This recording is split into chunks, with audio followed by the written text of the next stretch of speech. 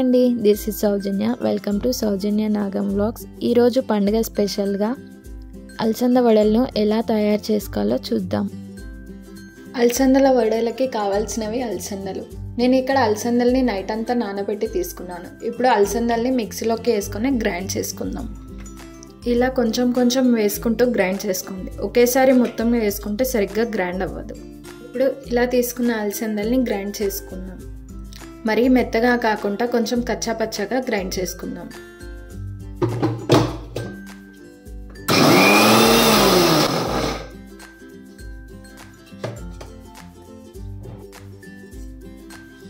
చూడండి, అలసందల్ని ఇలా కచ్చా పచ్చగా గ్రైండ్ చేసుకుంటే వడలు అనేవి చాలా క్రిస్పీగా మంచిగా వస్తాయి. ఇలా మనం గ్రైండ్ చేసుకున్న మొత్తం పిండిని ఒక గిన్నెలోకి తీసుకుందాం.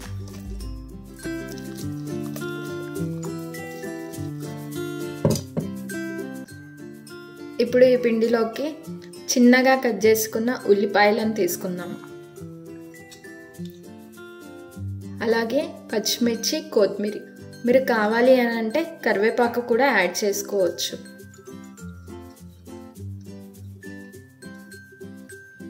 కొంచెం జీలకర్ర, ఉప్పు, పిండికి సరిపడినంత ఉప్పు. ఇక్కడ నేను పింక్ సాల్ట్ని తీసుకున్నాను. మీరు కావాలి అని అంటే నార్మల్ సాల్ట్ని కూడా తీసుకోవచ్చు.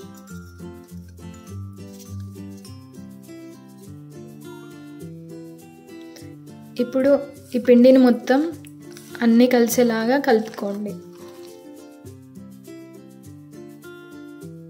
ఇలా ఒక పొడి క్లాత్ని తీసుకొని చేయిని కొంచెం తడి చేసుకుంటూ కొంచెం కొంచెం ముద్దగా తీసుకొని ఇలా వడల్లాగా ఒత్తుకోవాలి.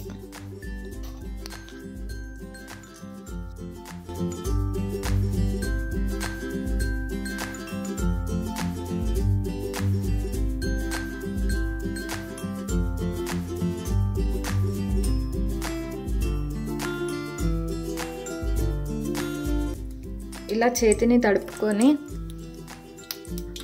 ఒక్కొక్క వడల్ని తీసుకుంటూ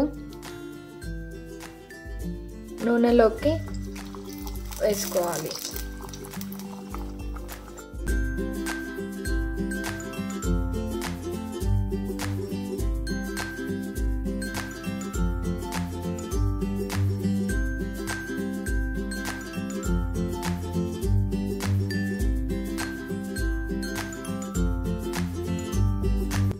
చూడండి, వడలు అనేవి కలర్ కొంచెం చేంజ్ అవుతూ ఉన్నాయి.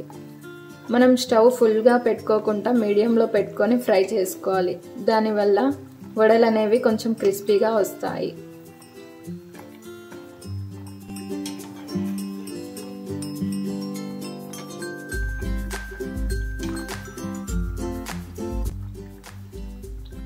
ఇలా ఫ్రై అయిన వడల్ని ఒక ప్లేట్లోకి తీసుకుందాం.